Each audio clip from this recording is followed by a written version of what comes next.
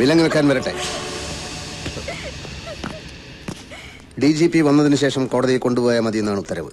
Sir എന്തോന്ന് ഈ പറയുന്നേ? ഇവിടുത്തെ പ്രശ്നങ്ങളൊന്നും സാധനം അറിഞ്ഞിട്ടാ. അമ്മയും മോനും കൈ കിട്ടിയ കടിച്ചു കയറാന്നൊക്കെ പാർട്ടിക്കാര് ഒരു വിധത്തിൽ അവരെ പറഞ്ഞു നിർത്തിയിരിക്കുക. തങ്കപ്പൻ സാറ് ജനവികാരം നോക്കിയല്ല കുറ്റവാളിയെ തീരുമാനിക്കേണ്ടത്. അല്ല, ഈ കേസിൽ സാറിന് എന്താ കാര്യം? താനെന്തിനാ ബേജാറാവണത്? DGP വന്നോട്ടല്ലേ. സാർ അതിന്റെ ആവശ്യം എന്താ? കേസ് ഞാൻ തെളിയിച്ചു കഴിഞ്ഞു. പ്രതി കുറ്റവും സമ്മതിച്ചു. ഈ കൊലപാതകം ചെയ്തത് രമേശല്ല. അമ്മയെ രക്ഷപ്പെടുത്താൻ അവൻ അങ്ങനെ പറഞ്ഞതാവാം.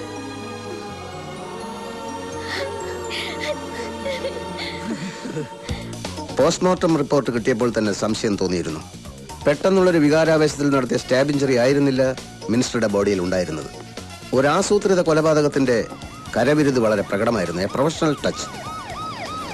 DGP എത്തിക്കഴിഞ്ഞു sir.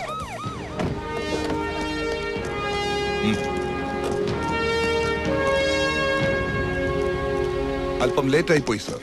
Anyway the case is solved. Thanks. ദിനേശനോ എപ്പോ വന്നു?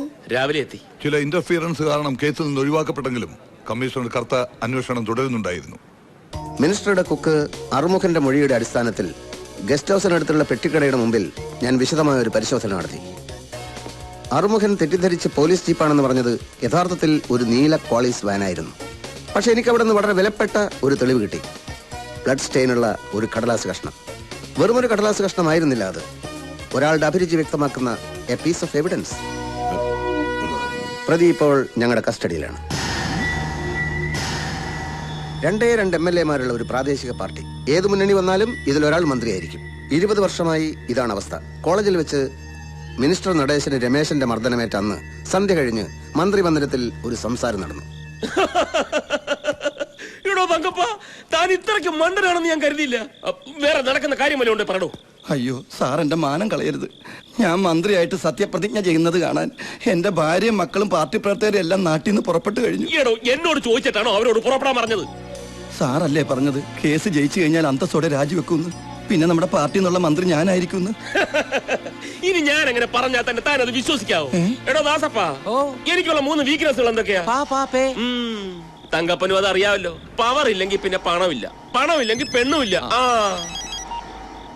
മിനിസ്റ്ററാ,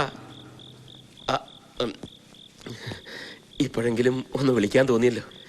നീ പേടിക്കേണ്ട നന്ദിനി. രമേശനെ പോലീസ് കൊന്നിട്ടൊന്നുമില്ല. അവൻ എന്റെ കസ്റ്റഡിയിൽ എന്റെ പേഴ്സണൽ ഗസ്റ്റ് ഹൗസിലുണ്ട്. ഏയ്, എനിക്കങ്ങനെ വാശി ഉണ്ടായിരുന്നെങ്കിൽ ഇപ്പോഴവന്റെ ശവം പോലും ഈ ഭൂമിയിൽ കാണില്ലായിരുന്നു. പക്ഷേ എനിക്ക് ഒരു വാശിയുണ്ട്. നീ വന്നെന്റെ കാല് പിടിച്ച് മാപ്പ് പറയണം. ഈ കേസുമായി ഒരു ബന്ധമില്ലാത്ത കഥയും പറഞ്ഞ് എന്തിനാ സാർ വെറുതെ സമയം കളയുന്നേ? ബന്ധമുണ്ട്. രാജശേഖരൻ,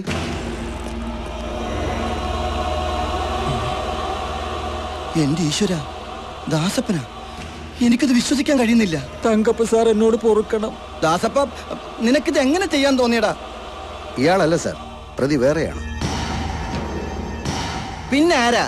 ഒരു രഹസ്യ യാത്രയ്ക്കെന്നും പറഞ്ഞ് ദാസപ്പനെ കൊണ്ട് പാപ്പച്ചന്റെ കോളിസ് വാൻ കടം വാങ്ങി പ്രതി ഗസ്റ്റ് ഹൗസിലെത്തി. പിന്നാമ്പുറത്തുള്ള ഗേറ്റിലൂടെ അകത്തേക്ക് കടന്നു.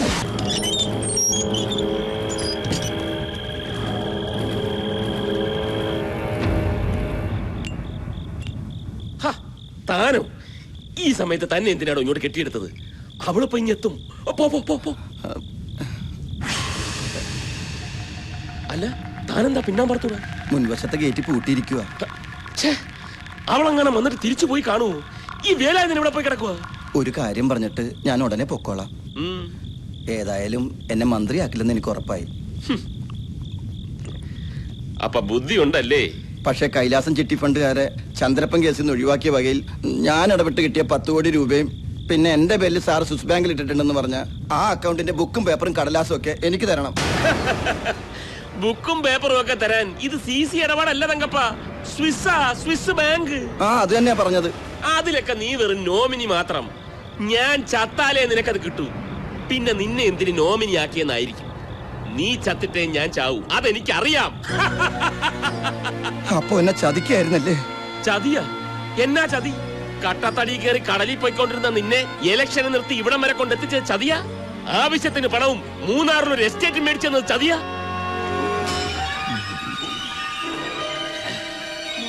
വെറുതെ സമയം കളയാതെ പോതങ്കപ്പ, ഒരുപാട് വർക്കുള്ളതാ. എന്റെ മൂട് കളയാതെ പോയേ. പോയി സ്ഥലം വിട് തങ്കപ്പ, സ്ഥലം വിട്.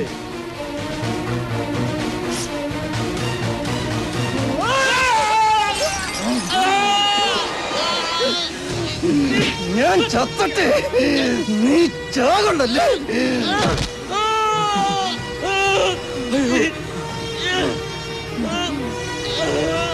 തങ്കപ്പ സാറേ,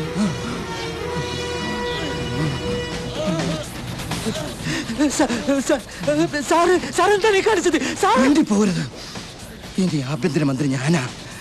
എന്റെ കൂടെ നിന്നാ നിനക്ക് കൊള്ളാം.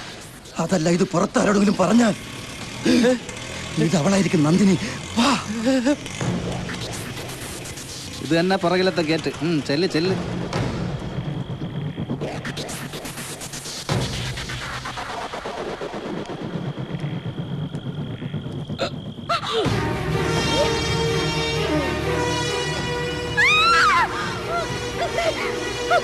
രമേശ, മോനെ രമേശ, രമേശ, അയ്യോ.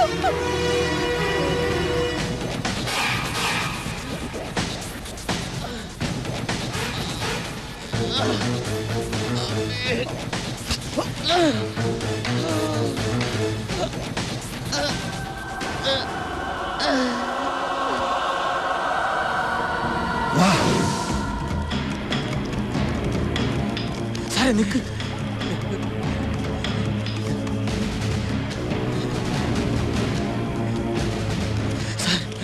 സാർ, നമുക്ക് പോണ വഴിക്ക് കത്തിക്കാം. എന്ത് പറയുന്നു തങ്കപ്പ സാറേ? ഇവൻ എന്തോ പോഷത്തരം പറഞ്ഞതും കേട്ട് ഇല്ലാക്കഥ കെട്ടിക്കൂട്ടി എന്നെ കൂട്ടിക്കയറ്റാനാണോ തന്റെ ഭാവം? ഇല്ല, കഥയല്ല. I have solid evidence. Vigneshwar sir, material object number 1, പ്രതി കൊല ചെയ്യാൻ ഉപയോഗിച്ച കത്തി. നമ്പർ 2, ചോര പുരണ്ടതിന്റെ പേരിൽ കത്തിച്ചു കളയാൻ ശ്രമിച്ച ഷർട്ടിന്റെ അവശിഷ്ടം. നമ്പർ 3, മിനിസ്റ്റർ തങ്കപ്പന്റെ മുഖത്ത് പുരണ്ട ചോര തുടച്ച് ദാസപ്പൻ പെട്ടിക്കടയുടെ മുന്നിൽ വെച്ച് വലിച്ചെറിഞ്ഞ blood stain Swarnavarsha card. Number 4, ദൃക്സാക്ഷിയുടെ വായ് മൂടാൻ പ്രത്യുപകാരമായി കൊടുത്ത സമ്മാനത്തിന്റെ ഡോക്യുമെന്റ്. മൂന്നാറിലുള്ള നിങ്ങളുടെ 50 ഏക്കർ എസ്റ്റേറ്റ് ചേട്ടൻ മരിച്ചതിന്റെ 3-ാം ദിവസം ദാസപ്പന് കൈമാറിയതിന്റെ രേഖ. നടേശൻ സാറിനെ കൊന്നിട്ടില്ലെന്ന് എനിക്ക് പറയാമോ? ദാസപ്പനെ രക്ഷിക്കാൻ താങ്കൾ ഗുണ്ടകളെ അയച്ചപ്പോൾ എനിക്കെന്റെ മാർഗം കൂടുതൽ എളുപ്പമായി. എന്താണെങ്കിലും വട്ടവരെയും കുത്തി കൂലിത്തല്ലുമായി നടന്ന തന്നെ ഇത്രയും കൊണ്ട് എത്തിച്ചല്ലേടോ എന്റെ ചേട്ടൻ. കൊല്ലണമായിരുന്നു. എനിഹൗ, ഒരു നിരപരാധിയുടെ കഴുത്തിൽ കൊലക്കയർ വീഴാതെ നിങ്ങൾ രക്ഷിച്ചു. Congratulations Kartha. Thank you sir. ഇതുപോലെ സംസ്കാരവും മനുഷ്യത്വവും ഇല്ലാത്ത അധികാരമോഹികൾ രാഷ്ട്രീയത്തിൽ കയറി കൂടി നമ്മളെ ഭരിച്ച് നശിപ്പിക്കുകയാണ്. ഇവന്മാരാണ് ഈ നാടിന്റെ ശാപം. We have order from the Chief Minister. You are under arrest.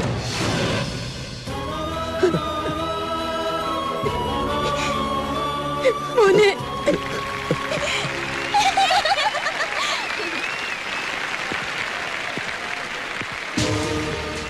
My dear students, വലിയൊരു കളങ്കത്തിൽ നിന്ന് കർത്താവിന്റെ കൃപ കൊണ്ട് കർത്താവ് സാർ നമ്മുടെ കോളേജിനെ രക്ഷിച്ചു. അങ്ങ് വലിയൊരു മനുഷ്യനാണ്. കാണുമ്പോ ചെറിയ മനുഷ്യനാണെങ്കിലും കാണുമ്പോഴും കാണാത്തപ്പോഴൊക്കെ ഞാനൊരു ചെറിയ മനുഷ്യൻ തന്നെയാ. ഞാൻ എന്റെ ഡ്യൂട്ടി മാത്രമേ ചെയ്തിട്ടുള്ളൂ ഫാദർ. എന്തായാലും രമേശ് കൊലക്കേസെന്ന് കരകയറി. പക്ഷെ മറ്റൊരു കേസിൽ നിന്ന് രമേശ് എങ്ങനെ തടിയൂരും എന്നാലോചിച്ചിട്ട് എനിക്കൊരു പിടിയും കിട്ടുന്നില്ല. A complicated triangular love affair കേസാണത്. IPC ഇതിനെപ്പറ്റി ഒന്നും പറഞ്ഞു കാണുന്നില്ല. അതുകൊണ്ട് സെക്ഷനിൽ തപ്പിയിട്ട് കാര്യമില്ല. സാറ് ഞങ്ങളെ ഉദ്ദേശിച്ചാ പറഞ്ഞതെങ്കിൽ ആ കേസ് സോൾവ് ചെയ്ത് കഴിഞ്ഞു. I don't get you. ഞങ്ങൾ കൂട്ടായ ഒരു തീരുമാനം എടുത്തിരിക്കുകയാണ് സാർ. എന്ത് തീരുമാനം? പ്രണയം കടന്നു വന്നപ്പോഴാണ് ഞങ്ങളുടെ ഫ്രണ്ട്ഷിപ്പിന് പോറലേറ്റത്. പ്രണയത്തെക്കാൾ വലുതല്ലേ സാർ ആത്മാർത്ഥമായ ഫ്രണ്ട്ഷിപ്പ്? അതുകൊണ്ട് ഞങ്ങൾ നല്ല സുഹൃത്തുക്കൾ മാത്രമായിരിക്കാൻ തീരുമാനിച്ചു. അപ്പൊ നിങ്ങൾ ഫ്രീ ആയി. ഇനിയിപ്പോ ആരെ വേണമെങ്കിലും ബോയ് ഫ്രണ്ട് ആക്കാം. എങ്കിൽ 2 ഇന്റലിജന്റും ആജീവനാന്ത ബാച്ചിലറും അതീവ സുന്ദരനുമായ എന്നെ കൂടി ഒരു ബോയ് ഫ്രണ്ട് ആക്കിക്കൂടെ?